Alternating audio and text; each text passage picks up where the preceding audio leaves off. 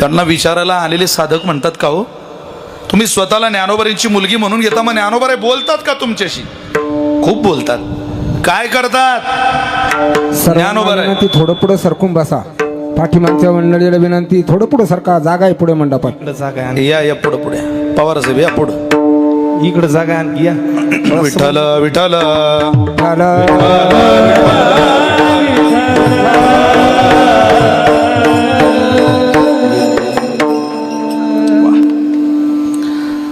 माझे आमदारांचे सुपुत्र आहे.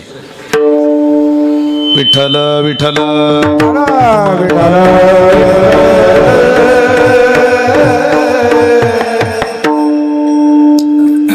असं आहे. तुम्हाला कसे दिसतात ज्ञानोबा? काय करतात तुमच्या करता? गुलाबराव महाराजांचं चरित्र वाचा तुम्ही. ते म्हटले, ज्ञानोबा माझी आई आहे. माझी आई रोज माझी वेणी घालून देते. माझी आई रोज मला साडी नेसून देते. माझी आई रोज मला काजळ घालून देते. ते करायचे ते सगळं. अरे बापरे, मग कशी दिसते हो तुमची आई? त्यांनी सांगावं, काढा. मी सांगतो तसं.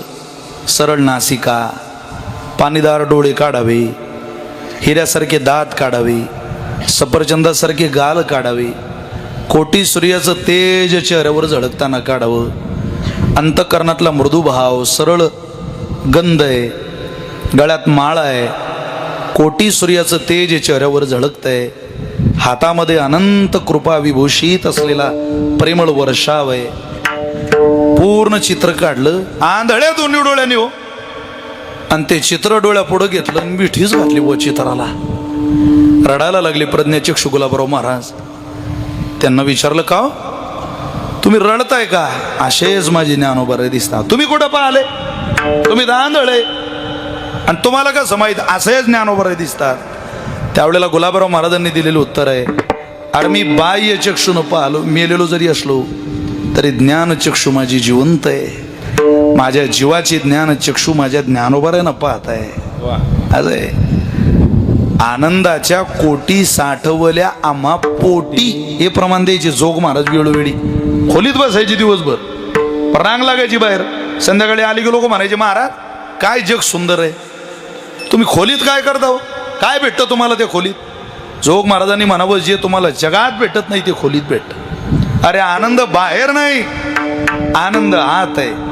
याला घेऊन बाहेर गेलो की दुःख, आणि याला वजा करून देवाजवळ गेलो की वरला वरे विठ्ठल आनंद आहे, सुख.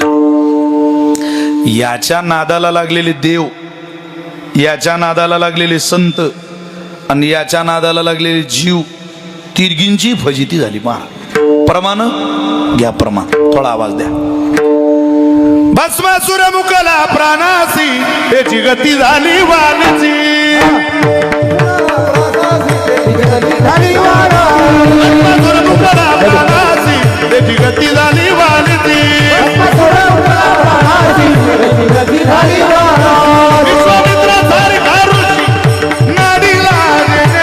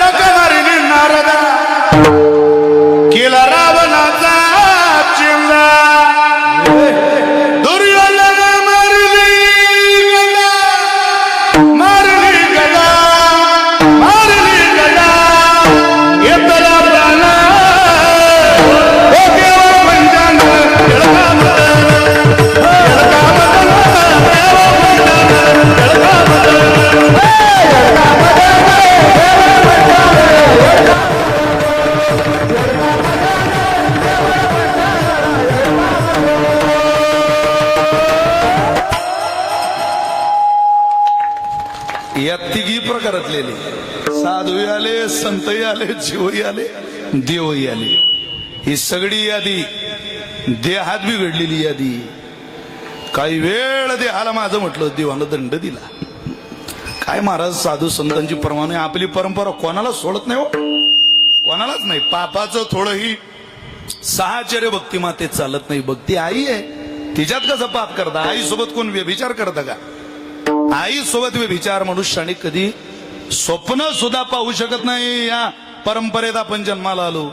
तसं भक्ती ही माता आहे. मातेसोबत व्यभिचार होईल देहाला माझं म्हटलं तर, आणि मातेचा पुरस्कार होईल जीवाला माझं म्हटलं तर. म्हणून तुकोबारे म्हटले, देह नव्हे मी हे सरी. आता हे या चालीतले प्रमाण लोकांना द्यावे लागतात. कारण खोले पॅटर्नची आपण लोकांना सवय लावली तर आता तुमचं उखळात मुंडकं चा नाही करायचं, ते पुरवठा करत राहायचं. मागणी जशी तसा पुरवठा करायचा. काय साधू संतांची प्रमाणे वाटचालीतल्या चाली आहे. मुक्ताबाईच्या सोहळ्यात या तुम्ही, 10 किलोमीटर नाचाल फक्त, गाल उड्या हाणाल, आठवण राहत नाही. 70 वर्षाची माणसाली म्हातारी माणसं नाचत चालतात. नाचत जाऊ त्याच्या गावार खेडिया, सुख देईल विसावारी. काय भजनाचा आनंद आहे. आता लोकांनी भजनाचं भजनच वजा केलं. कीर्तनाचं खरं नाव भजन आहे. आधी माणसं गुणगुणत राहायचे, कुठेही गेले तरी गुणगुणत राहायचे. ज्याला गाणं नाही तोही गुणगुणत राहायचं. तुम्हाला सगळ्यांच्या पाठ आहे, फक्त गुणगुण विसरलात तुम्ही. भावगीतं भक्तिगीतं किती पाठ आहे तुमच्या? तुमच्या पाठ असलेली 1-2 गोष्टी सांगतो तुम्हाला. बघा, तुमच्या मुखातून मी सुरू केलं की ते निघणार म्हणजे निघणार. तुझी मूर्त माझ्या पुढी राहते रे, तुला पाहते रे, तुला पाहते. जरी आंधळी मी तुला पाहते. तुझी मूर्त माझ्या पुढी राहते रे, तुला पाहते रे, तुला पाहते. जरी आंधळी मी तुला पाहते. आश्रमात या कधी रे येशील रामा, रघुनंदना रामा रघुनंदना. पाठ गिरवतो मला सगळ्यांना. फक्त हे गाणं विसरलो आपण. पाठ कितीतरी वचन असे आहेत की जनमानसांच्या घर बसले ती सगळं पाठ होत. का? त्यामुळे देहाच्या कौतुकावर काळूबाळू इथं तो विकित आले सिव्हिल ड्रेस मध्ये. या पोराचं हे लय कौतुक आहे बरं का. साऊंड कोणाचं या असो, कीर्तन ऐकायला बसणार. या आबा या, कीर्तन ऐकायला बसून राहणार पुढं. आता काळूबाळू हे नाव राहिलं नाही महाराज, काळूबाळू ब्रँड झाला. लोक आम्हाला कुठं जाऊन विचारतात ते बोर्ड पाहून काळूबाळू. ही सिस्टीमवाली मंडळी जीवावर उदार असलेली माणसे. रातभर दिवस बिचारे रोडला सामान घेऊन आहे. आता इथं पाऊस आला ना, तुम्ही सारे तुमच्या गाड्यात पडून जाणार आहे. त्या माणसाला विचारायला त्याचं सामानाकडे ध्यान द्यावं. ही सगळी मोठी माणसं आहेत. पण आनंद आहे की या क्षेत्रात सगळी तरुण काम करताय सध्या, याचा विशेष आनंद. आणि तरुणांनी आलं पाहिजे, या क्षेत्रात आलं पाहिजे. चांगल्या क्वालिटीला अजूनही सोन्याचं दुकान तुम्ही गावाच्या बाहेर घाला, लोक तुमच्याकडे येणार म्हणजे येणार. आपला दर्जा बिघडू देऊ नका. सोनच विका, काही नाही द्यायचं. विठ्ठल विठ्ठल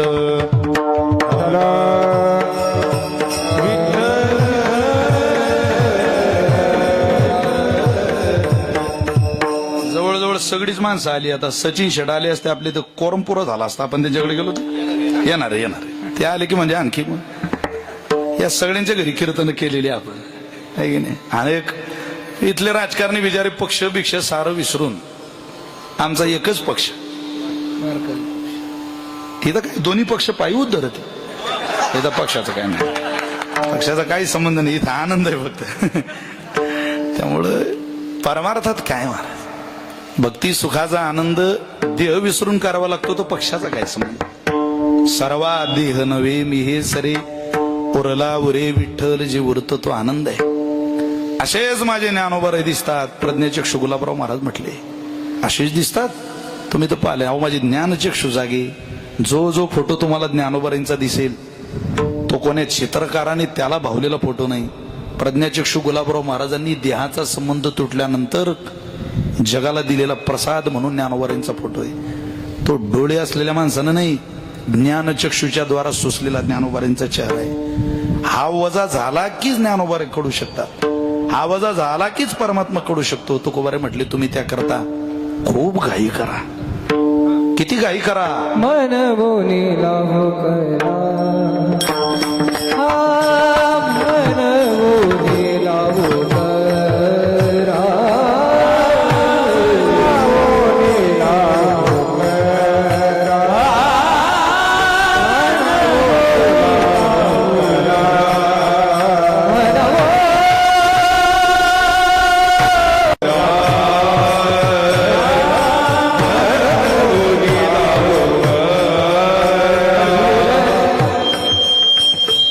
काळ सारा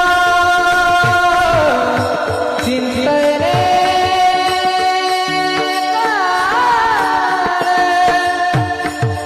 काळ काळ काळ काळ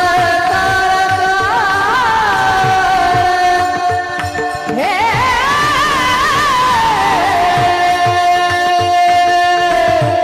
काळ सारा काळ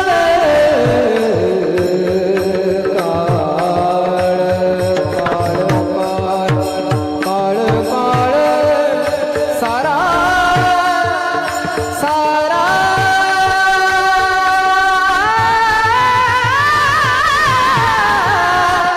काळ सारा चिंतने हो